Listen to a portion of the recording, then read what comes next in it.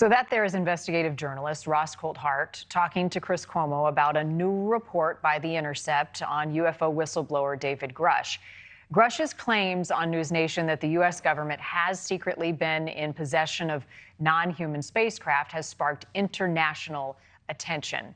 Earlier this week, he told us he learned that an article was going to be coming out in The Intercept highlighting struggles that he has faced in the past with PTSD, with grief and depression. Well, on Wednesday, The Intercept reported on 2 incidents where Grusch had threatened suicide. One in 2014, the other was 4 years later in 2018, where he was temporarily committed to a mental health facility. The reporter behind the story says he got the information from police records and he requested it under the Freedom of Information Act. We know it as FOIA.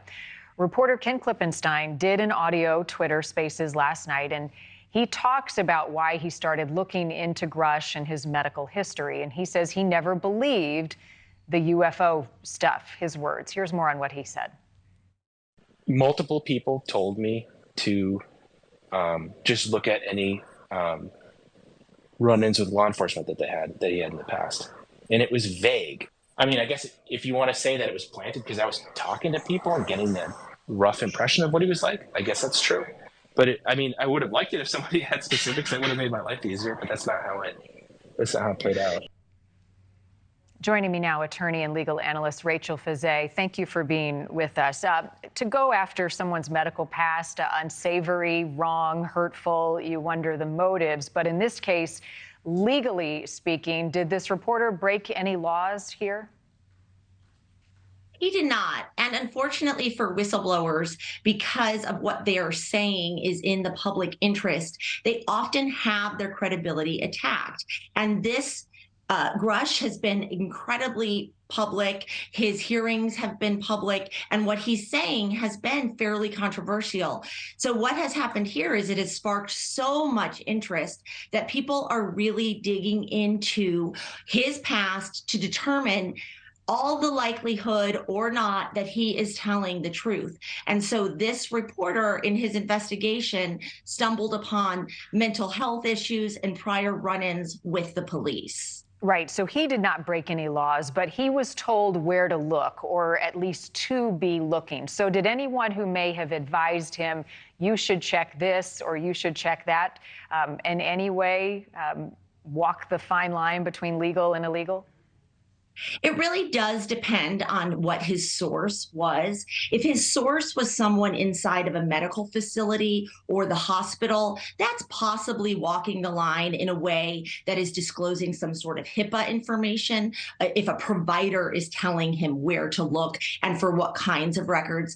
But often when police are called and incidents happen at the home, more than one person knows. So if his wife told anybody in any kind of way, including her friend, and then her friends tipped off the reporter such that he then knew what kinds of incidents to look for. That is not illegal. That is just simply investigating the person and doing your homework if you're a journalist. How about if it was someone, and I say if, in the intelligence community? If it's somebody who has some sort of information that is supposed to be kept confidential, then that could have been that could be walking the line of who should be disclosing this type of information. The thing is, though, is if it's even someone in the intelligence community, and this information is going to get back to Congress, and so the information, if it is out there, I am not surprised that it has now been disclosed because of the public nature of the hearings and because of the controversial things of what he's saying. People are going to dig down on credibility for somebody who is saying there are UFOs, and that is just the baseline of what's happening here. And it's unfortunate for Grusch because he in his mind is likely just doing what he has to do for the public. Real quickly, about 30 seconds left. What are his legal protections right now going forward as a whistleblower? He has protections. He's not supposed to be retaliated against.